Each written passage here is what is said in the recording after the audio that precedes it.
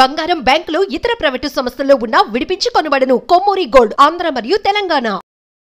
Hello hi నమస్తే, welcome to మనం TV. ఈ రోజు మనతో పాటు ఉన్న గెస్ట్ అయితే సుప్రీంకోర్టు న్యాయవాది, ఆయన పేరు సాయి కృష్ణ ఆజాద్ గారు. సో నమస్తే సార్. నమస్తే అమ్మా, ఎలా ఉన్నారు? అంతా బాగున్నాను, మీరు బాగున్నారా? బాగున్నాను సార్. సో నేనైతే కొన్ని క్వశ్చన్స్ అడగడానికి అడగండి అమ్మా, మంచిది. ఈ జనరేషన్లో జరుగుతున్న టాపిక్స్ ఏవి. సో ఇప్పుడు నన్ను ఇప్పుడు ఒక ఎగ్జాంపుల్ గా తీసుకొని అయితే అడగట్లేను. ఒక పేరు అదే ఒక అంటే మీ పాత్ర ఏంటంటే ఒక వ్యక్తిగత విషయాలు ఇక్కడ మీరు చెప్తున్నారు, అంటే మన సొసైటీలో జరగాయి. ఒక పరకాయ ప్రవేశం అంటారు, వాటికి ఇప్పుడు సొల్యూషన్ ఏంటి? పరకాయ ప్రవేశం చేసి చెప్తున్నారు. సో ఇప్పుడు నా పేరు సౌమ్య. సో నేను ఒక పెళ్ళైన అబ్బాయి, నా పెళ్ళి ఇంకా కాలేదు, నేను ఒక పెళ్ళైన అబ్బాయితో రిలేషన్షిప్ లో ఉన్నాను. మేము ఒక 3 years నుండి రిలేషన్లు ఉన్నాము, కానీ అబ్బాయి నాకు ఎప్పుడు చెప్పలేడు ఆయనకు పెళ్ళి అయ్యింది అని. 3 years నుండి అయితే చాలా డీప్ లవ్ లో ఉన్నాం. ఆయన అంటే నాకు చాలా ఇష్టం.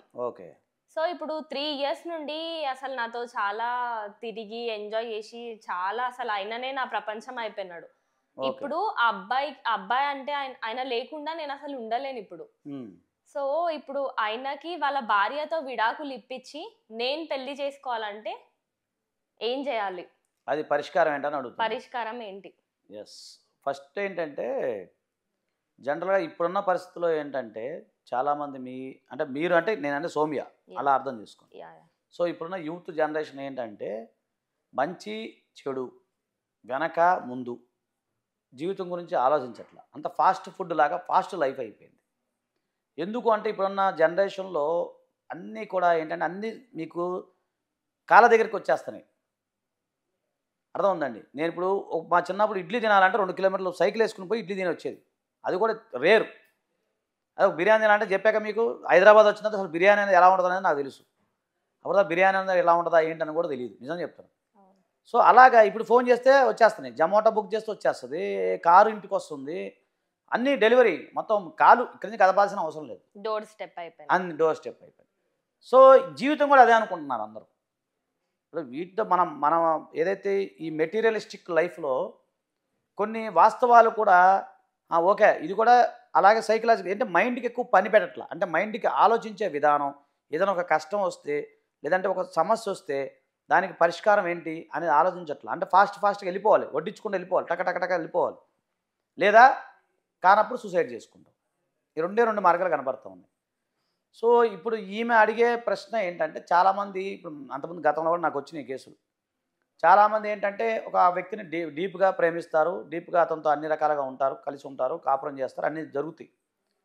సడన్గా అతను మోసగాడు అని తెలిసినప్పుడు అతను మీరు ఇందులో ఆలోచించాల్సింది ఏంటి, అతను మీ పెళ్ళి అనే విషయం ఏదైతే ఉందో దాచిపెట్టి పెళ్లి చేసుకున్నాడు, మీతో ఉంటున్నాడు, కలిసి ఉన్నాడు, శారీరకంగా మిమ్మల్ని వాడుకున్నాడు, అన్ని రకాలు జరుగుతున్నాయి, అంతే కదా మీరు అడిగేది. ఇప్పుడు అతని క్యారెక్టర్ మీరు అంచనా వేసుకోవాలి. ఫస్ట్ ఆఫ్ ఆల్ క్యారెక్టర్ అనేది మెయిన్ ఇంపార్టెంట్. అతను మిమ్మల్ని ఒక రకంగా చెప్పడం మోసం చేస్తున్నాడు, మీరు మోసపోతున్నారు అనేది గమనించాలి. ఎందుకంటే అతనికి పెళ్ళయ్యి పిల్లలుండి ఓకేనా, మీకంటే ఇప్పుడు మామూలుగా ప్రేమ వేరు, పెళ్లి వేరు. పెళ్ళి అంటే ఇంకా ఆత్మీయత, అనురాగం ఎన్నో ఉంటాయి, బలమైంది. అలాంటి సమయంలో ఒక భార్యనే మోసం చేసిన వ్యక్తి మిమ్మల్ని మోసం చేయడనే గ్యారంటీ ఉందా? మీరు ఆ కోణంలో ఒకసారి ఆలోచించండి. సరే, లీగల్ కోణం నేను తర్వాత చెప్తాను. ఒకటి. రెండోది ఏంటంటే అతను 3 years నుంచి మిమ్మల్ని రకరకాలుగా వాడుకుంటున్నాడు, అన్ని రకాలుగా చేస్తున్నాడు, మీరే చెప్తున్నారు. చేసినప్పుడు అతనికి తెలియదా నేను ఈ అమ్మాయిని ఇట్లా వాడుకున్నా, లేకపోతే ఈ అమ్మాయితో నేను ఉంటున్నాను, నేను ఈ అమ్మాయిని మోసం చేస్తున్నాను తెలుసు కదా. సో అతని యొక్క కన్నింగ్ తనం ఏదైతే ఉందో అది మీరు ఒకసారి గమనించాలి. 2వ పాయింట్. సరే, 3వది, ఒకవేళ ఆమె ఎవరైతే ఉన్నారో ఆమెకు డైవర్స్ ఇప్పించేసి మీరు పెళ్లి చేసుకుంటారు, తర్వాత అతను మీతో జీవితకాలం ఉంటాడనే గ్యారంటీ ఏమైనా ఉందా? ఇంకొకరు వస్తే వెళ్ళడానికి గ్యారంటీ ఉందా? లేదు. సో ఇన్ని రకాలుగా ఇన్ని కోణాల్లో ఒకసారి అతనికి క్యారెక్టరు, అతను మీ మధ్య ఉన్న ఏదైతే జరిగిన కార్యక్రమాలు ఏవైతే ఉన్నాయో అవన్నీ మీరు ఒకసారి బేరీజ్ వేసుకోండి, చూసుకోండి, ఏదైతే ఒక బుక్ పెట్టుకొని రాసుకోండి. ఇప్పుడు నేను పెళ్ళయ్యాను, మీకు నిజం చెప్పాడా? లేదు. కొద్ది రోజులు మెయింటైన్ చేస్తున్నాడా? లేదు. మీతో పాటు ఇంకెవరన్నా ఉన్నారా? ఇవన్నీ కూడా ఆలోచించుకోండి. సరే, లీగల్గా ఏంటంటే భారతదేశంలో ఒక హిందూ పురుషుడు కనుక పెళ్ళి చేసుకోవాలి అనుకుంటే బతికున్న భార్య అనేది ఉండకూడదు, లేదంటే డైవర్సు తీసుకొని మాత్రమే పెళ్లి అయిపోయిన తర్వాత చేసుకోవాలి, అది క్లియర్ చట్టం చెప్తుంది. కాబట్టి ఒకవేళ అతను మంచిగా ఉండి అంటే మీ మధ్య ఒకవేళ అంత బాండింగ్ ఉండి నిజంగా మీరు అతను నమ్ముతున్నాను అని మీరు అనుకుంటే మాత్రం మీరేం చేయాలి అంటే అప్పుడు ఆమె అతనికి చెప్పాలి, ఇట్లా మ్యూచువల్ డైవర్స్ తీసుకోండి భార్య భర్తల మధ్య అని చెప్పి మ్యూచువల్ డైవర్స్ తీసుకున్న తర్వాత అప్పుడు మీరు వివాహం చేసుకునే అవకాశం ఉంటుంది. కాకపోతే ఇది లీగల్ పాయింట్, నేను మామూలుగా లీగల్ పాయింట్ చెప్తున్నాను. కాకపోతే లీగల్ పాయింట్ ముందుగా అతనికి క్యారెక్టర్ అనేది మీరు బేరీజ్ వేసుకోండి. అతనికున్న సమస్య ఏంటి, పరిష్కారం ఏంటి. రేపొద్దున ఓకే అతను ఇప్పుడు ఈమెని వదిలేస్తారు, వదిలిన తర్వాత మరి ఆమెకు మెయింటెనెన్స్ ఇవ్వాలి, నెల నెల మెయింటెనెన్స్ ఇవ్వాలి, పిల్లలకి మెయింటెనెన్స్ ఇవ్వాలి. మరి ఇతని వయసు ఎంత మీ వయసు ఎంతో నాకు తెలియదు. ఒకవేళ ఇతని వయసు 30 35 ఉందనుకోండి, మీ వయసు 20 25 ఉందనుకోండి, మీకు ఒక 10 years గ్యాప్ ఉందనుకోండి మీ మధ్యలో. మరి ఆ వయసులో మీకు వచ్చేసరికి ఒక 45 వస్తే అతనికి 60 వచ్చేస్తాయి. ఆ వృద్ధాప్య దశలో ఎంతమందిని పోషించగలుగుతాడా? రేపొద్దున మిమ్మల్ని పెళ్లి చేసుకున్న తర్వాత మీకు పుట్టే పిల్లల్ని పోషించగలుగుతాడా? అతని ఆర్థిక స్థితి ఏంటి, అతని టాలెంట్ ఏంటి, అతను అభివృద్ధి చెందే వ్యక్తి, లేదంటే చివరికి మీరు పని చేస్తేనే వాళ్ళ భార్య పని చేస్తేనే తిని కూర్చుంటాడా? ఇన్ని రకాల ఆలోచించుకోండి. ఎందుకంటే జీవితం అనేది జస్ట్ ఏదో లవ్ అనేది జస్ట్ అది ఏంటంటే తేనె పూసిన కత్తి, తీయగా ఉండదు. మనం నాలుగు బాగుందని చెప్పి నాకు తెగిపోతుంది నాలిక. కాబట్టి ఏంటంటే ఇక్కడ కావాల్సింది ఏంటంటే ఫ్యూచర్ అనేది ఏ విధంగా ఉంది. లేదు అతను మంచివాడు కాదు, అతని యొక్క క్యారెక్టర్ బాగాలేదు, నచ్చలేదు అని మీరు చెప్పినట్టు అన్నీ విన్నాను అనుకోండి, లైట్ తీసుకోండి, జీవితంలో లైట్ తీసుకోండి. లేదు మీరు లీగల్గా పోతానంటే అతని పైన మీరు 376 ఏదైతే ఐపీసీ 376 కింద అతను కేసు పెడితే అతను లోపలేస్తారో ఇలాంటివి మళ్ళీ జరగకుండా చూసుకుంటారు. సో ఇన్ని రకాల కోణాలు మీకు ఉన్నాయి. కాకపోతే ముందుగా ఏంటంటే నేను చెప్పేది ఏంటంటే అతను పట్ల మీరు ప్రవర్తించే విధానం, అంటే అతను పెళ్లి కాకుండా మీకు చెప్పాడు కదా, చెప్పినప్పుడు అతని యొక్క క్యారెక్టర్ కరెక్ట్ కాదు అనేది నా వ్యక్తిగత అభిప్రాయం. ఆ దిశలో మీరు ఆలోచించమని చెప్తాను.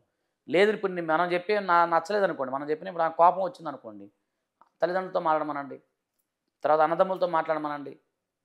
అలాంటి వాళ్ళతో మాట్లాడితే వాళ్ళు ఇంకా నిజాయితీగా చెప్పగలుగుతారు. లేదు వాళ్ళ భార్య దగ్గరలో అసలు ఏం జరిగింది ఏంటో అని మాట్లాడమనండి. మనం చూసాం ఈ మధ్యకాలంలో ప్రేమించి మేము చూసాం, ఒక ప్రముఖ వ్యక్తి ఒక అమ్మాయిని ప్రేమించాడు, పెళ్లి చేసుకుని 2 పిల్లలు ఉన్నారు. పిల్లలు కూడా పెద్దోళ్ళు అయిపోయారు. పెద్దలు అయిన తర్వాత అతను పెద్దోడు అయ్యాడు. పెద్దోడు మళ్ళీ ఇంకొక అమ్మాయిని లవ్లో పడ్డాడు. ఇప్పుడు ఇంకొక అమ్మాయితో ఉంటున్నాడు. ఇప్పుడు ఇది మనం జరిగాం ఈ మధ్యకాలంలో, మనం ఒక నాటకీయ పరిణామాలు మనం చూసాం.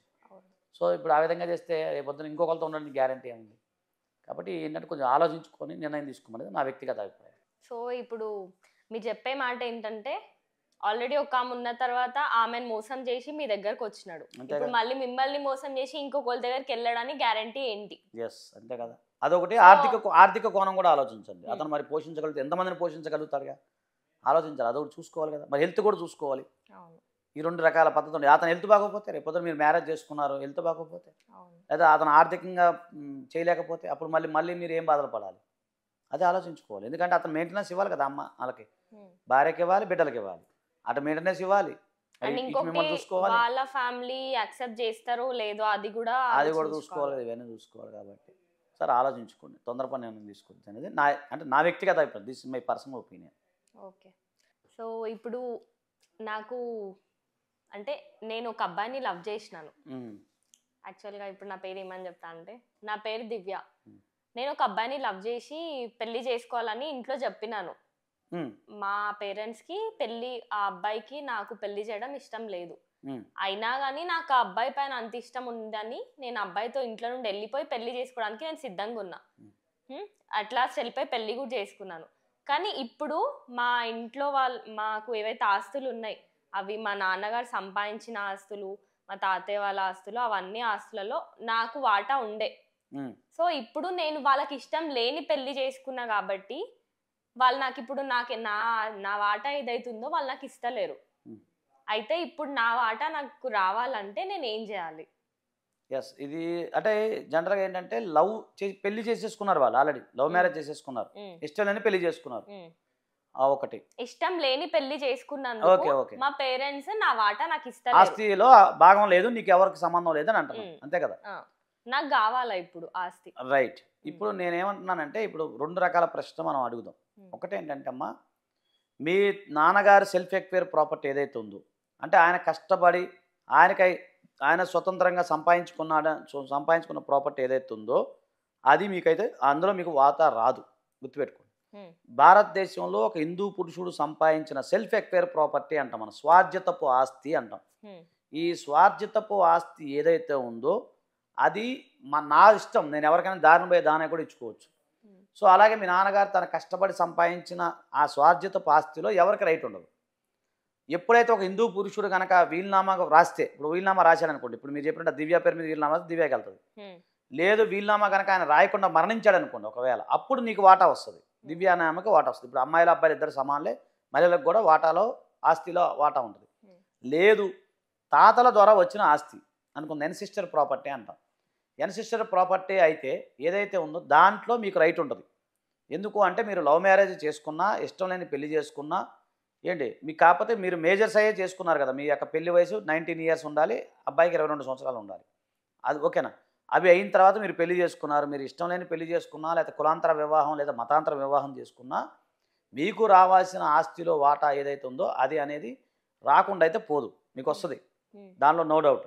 సో కాకపోతే ఏంటంటే ఇవన్నీ కూడా మానసిక అంశాలకు సంబంధించిన విషయాలు ఒకటి, అలాగే కుటుంబ సాంప్రదాయాలకు సంబంధించిన విషయాలు, ఈ కుటుంబ సంస్కృతి సాంప్రదాయాలకు సంబంధించిన విషయాలు. కాబట్టి ముందుగా మీరు మీ పెద్దలను ఒప్పించుకొని పెళ్లి చేసుకుంటే బాగుండేది. సరే ఒకవేళ వాళ్ళు ఒప్పుకోలేదు అనుకోండి, ఒప్పుకోలేని సందర్భంలో మీరు మ్యారేజ్ చేసుకున్నారు, ఇప్పటికైనా సరే వారిపైన కక్ష సాధింపు ద్వారంలో కాకుండా మీరు సామరస్యంగా, అంటే నేను చెప్పే సలహా సామరస్యంగా మీరు వెళ్ళి మీ పెద్దలతో కూర్చొని అమ్మ తప్పైపోయింది గతం గత మేము మంచిగా ఉంటాము అని చెప్పి అలాగే ఏమన్నా యాక్సెప్ట్ చేయడానికి ప్రయత్నం చేసుకోండి ఒకటి.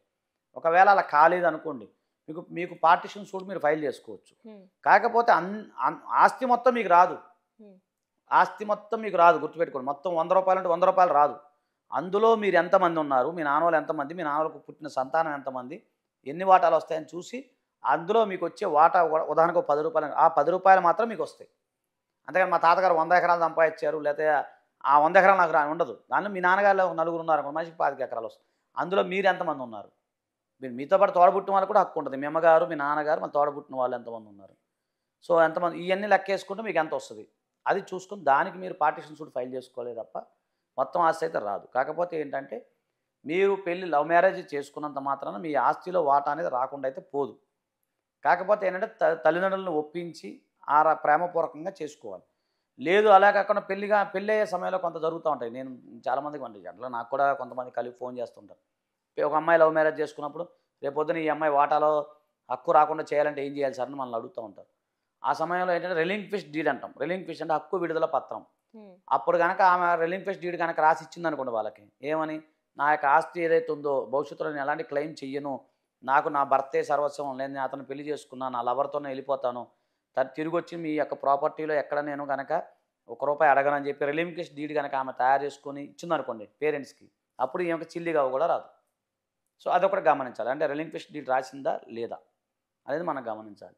అలాగే అది సెల్ఫ్ ఎక్వైర్ ప్రాపర్టా కాదా, ఈ రెండు గమనించాలి. అప్పుడు దాని తర్వాత మాత్రమే కేసు ఫైల్ చేసుకుంటే అవి వచ్చే అవకాశం ఉంటుంది. సో ఇదండి ఆమె యొక్క విషయంలో. కాకపోతే తల్లిదండ్రులు ఇబ్బంది పెట్టకూడదు అనేది నా వ్యక్తిగత అభిప్రాయం. సో వాట్ ఎవర్ ఇప్పుడు లవ్ మ్యారేజ్ కానీ అరేంజ్ మ్యారేజ్ కానీ మనకు వచ్చే వాటా మనకు వస్తుందండి, వస్తుంది కావేరి, కంపల్సరీ వస్తుంది, ఖచ్చితంగా వస్తుంది Kaveri. Okay, thank you. And ఇంకొక క్వశ్చన్ సార్, నా పేరు కీర్తి. సో ఇప్పుడు నా పెళ్ళైన కొన్ని రోజులకి మా హస్బెండ్ నన్ను వదిలేసి ఉద్యోగం గురించి అని కువైట్కి వెళ్ళినాడు. సో ఆయన వెళ్ళిపోయింది, అంటే నా పెళ్ళి అయినప్పటి నుండి మా మామయ్య గారికి నా పైన కన్నేసి, ఆయన నా పెళ్ళి అయినప్పటి నుండే నా మీద కన్నేసి ఉంచినాడు, కోరుకుంది ఆయనకి. మా హస్బెండ్ వెళ్ళిపోయిండు, ఆయన వెళ్ళిపోయిన తర్వాత ఆయన ఇంకా నన్ను లొంగ తీసుకోవడానికి ట్రై చేస్తున్నాడు. సో ఇక ఎట్ లాస్ట్ అయితే నేను ఆయన గుట్టు చప్పుడు లేకుండా రిలేషన్షిప్ లో అయితే ఉన్నాం. ఇప్పుడు నేను మామయ్య గారు ఇద్దరం రిలేషన్షిప్ లో ఉన్నాం, ఒక 3 years అవుతుంది. సో ఇప్పుడు ఆ విషయము మా హస్బెండ్ కి తెలిసిపోయింది. సో ఇప్పుడు నా పరిస్థితి ఏంటి? అంటే లీగల్గా కంటే కూడా ఇల్లీగల్గా అయితే ఇది నేరం. అంటే యాక్చువల్గా అడాల్టరీ అనేది భారతదేశంలో లేదు. ఇప్పుడు ఒక పెళ్ళైన మహిళ వేరే వాళ్ళతో ఎవరితోనైనా అక్రమ సంబంధం పెట్టుకుంటే భారతదేశంలో అది నేరం కాదు. ఏంటి అర్థమైందండి, అడాల్టరీ అంటాం దాన్ని. పూర్వం రోజుల్లో ఈ 497 IPC అలా ఉండేది. సో ఈ 497 అనేది ఇప్పుడు లేదు. కాబట్టి ఆమె ఒక పెళ్ళైన మహిళ ఎవరితో వేరే వాళ్ళతో అక్రమ సంబంధం పెట్టుకున్నంత మాత్రాన ఆమెను శిక్షించడానికి అక్కడ రైట్ లేదు. అలాగే అతను ఎవరైతే ఉన్నారో, ఎవరైతే ఆ పురుషుడు ఎవరైతే అతను కూడా శిక్షించే రైట్ అయితే లేదు. కాబట్టి ప్రజెంట్ భారతదేశంలో మనం లీగల్గా అయితే ఏమీ చేయలేము. అయితే లీగల్గా చేయలేనప్పుడు ఇంకా ఒకటే మార్గం ఉంటుంది. ఇతను కనుక అక్కడ సరే అతను వావి వరుసలు లేకుండా మావయ్యతో ఉండటం అనేది ఇక అది మనం క్షమింపరాని నేరం. ఎందుకంటే మన సంస్కృతి సాంప్రదాయం ప్రకారం అది వ్యతిరేకం. కానీ న్యాయపరంగా చట్టపరంగా అయితే దాన్ని మనం ఏం చేయలేం ఒకటి. రెండోది అరే ఇప్పుడు ఇది విన్న కామన్ మ్యాన్ ఏమనుకుంటాడంటే జనరల్గా ఇప్పుడు మీరు చెప్పిన ఈమె అడుగుతుంది కదా, మా సొంత మామతోనే నేను ఉన్నాను, రిలేషన్లో ఉన్నాను. జనరల్గా ఏమవుతుంది, వేరే దగ్గర అయితే ఆమెని మామూలుగా చెప్తున్నాను, సమాజం అయితే వెలివేస్తుంది, ఆమె అవసరం కొడతారు, తిడతారు, వెలివేస్తారు. కీర్తి వాళ్ళ హస్బెండ్ కూడా ఈ విషయం తెలిసిన తర్వాత డైవర్స్ ఇచ్చేసే, ఇంకా నాకు నువ్వు అవసరం లేదు అని చెప్పేసినాడు. అదేనండి. ఇప్పుడు అమ్మాయి పరిస్థితి ఏంటి? అంతే, ఇంకేం లేదు. ఇప్పుడు అతను డైవర్స్ ఇచ్చే అన్నప్పుడు అరాట గ్రౌండ్ కింద బేస్ చేసుకొని డైవర్స్ ఇచ్చేసుకుంటాం, ఇక వేరే మార్గం లేదు. పిల్లలు ఉంటే పిల్లల్ని కూర్చొని MOU రాసుకొని పిల్లలు ఎవరికి చెందాలి, ఏ విధంగా చెందాలి రాసుకొని ఆ పిల్లల మధ్య అండర్స్టాండింగ్ చూసుకుని ఏదైనా ఆస్తులు పాస్తులు వ్యవహారాలన్నీ చూసుకొని ఆమె జీవితం వెళ్ళిపోవటమే. తర్వాత ఆమె ఎవరితో ఉంటుంది, ఎలా ఉంటుంది అనేది మనకు సంబంధం లేని విషయం, అంటే లాకు సంబంధించిన లేని విషయం. కాకపోతే ఒక ఎథిక్స్ అనేవి పాటించాలి. భారతదేశంలో ఇప్పుడు ఈ విధంగా ఎథిక్స్ లేకుండా ఉండటం వల్ల కొంచెం బాధ కలిగించే అంశం. సో దీంట్లో ఇప్పుడు ఆమెకున్న ఒకటే మార్గం ఏంటంటే డైవర్స్ తీసుకుంటాం, ఇక వేరే మార్గం ఏం లేదండి. డైవర్స్ తీసుకుంటాము. లేదనుకుంటే వాళ్ళు ఇంకోటి చిత్రమైన విషయం చెప్పండి, ఇలాంటి కేసుల్లో 498 కేసులు పెడతారు ముగ్గుల మీద, డౌరీ కేసులు పెడతారు. మీకు అర్థమవుతుందా? ఆమె వేరే వాళ్ళతో రిలేషన్షిప్లో ఉండి వేరే వాళ్ళతో మామతోనో సరే, మా ఉండొచ్చు, వాడు XYZ ఎవడన్నా ఉండొచ్చు, వాడితోనే ఉండి మొగుల మీద కేసులు పెడుతున్నారు ఈ మధ్య. ఇట్లా ఇప్పుడు ఇదో ట్రెండింగ్ అయిపోయింది. సో ఆమె చేసేది తప్పు చేస్తూ ఉంటుంది, సమాజం తప్పు అన్నందుకు నా మొగుడు నన్ను కొట్టాడు, నా మొగుడు అదనపు కట్నం కోసం తీసుకొచ్చాడు, అట్లా మిస్యూజింగ్ ఎక్కువ జరుగుతున్నాయి కేసులు.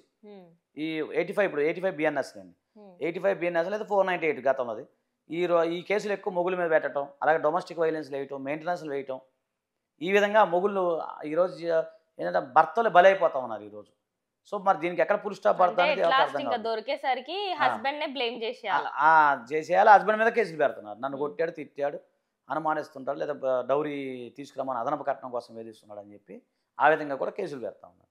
సో ఇవన్నీ కూడా ఆయనకి లీగల్గా ఏంటంటే కొన్ని కాంప్లికేషన్స్ ఉంటాయి, లీగల్గా ఆయన ఎదుర్కోవాలి ఇలాంటి విషయాల్లో. అదొకటి. ఇంకొకటి ఏంటంటే ఇక వద్దు అనుకున్నప్పుడు ఇతను వేరే దగ్గర ఎక్కడన్నా అంటే వేరే దూరంగా ఉండిపోవడం బెటర్. అది ఇప్పుడు మామ మీద కూడా ఏం చర్యలు తీసుకోవడానికి ఉండదు. ఇక సామాజిక అంశం అంటే వాళ్ళ కుటుంబ పెద్దలు వాళ్ళు కూర్చొని దాన్ని మరి ఎలా ఖండించాలి ఏంటి అనేది ఆయన సొంతంగా తేల్చుకోవాలి ఒకటండి. ఇక లేదు కాదు కూడదు అనుకుంటే ఆయన దారి ఆయన చూసుకోవడం బెటర్, అంతేనండి. మన ప్రజెంట్ అయితే లీగల్గా ఏం చేయడానికి ఏం లేదు. కొంచెం బాధ అనిపిస్తుంది, ఇలాంటివి విన్నప్పుడు కొంచెం బాధగా అనిపిస్తుంది, వ్యక్తిగతంగా బాధ అనిపిస్తుంది, కానీ తప్పదు. అయితే ఇప్పుడు ఒక పెళ్ళైన అబ్బాయి పెళ్ళైన అమ్మాయి ఎవరెవరితో రిలేషన్లు ఉన్నా తప్పేం కాదు, అది తప్పేం కాదండి. ఇప్పుడు చట్టంలో లేదు కదా, చట్టంకి కూడా ఏం చేసే రైట్స్ లేవు, వాళ్ళ ఇష్టం, ఇంకా వాళ్ళ ఇష్టం అండి. ఓకే, అట్లా అయిపోయింది పరిస్థితి.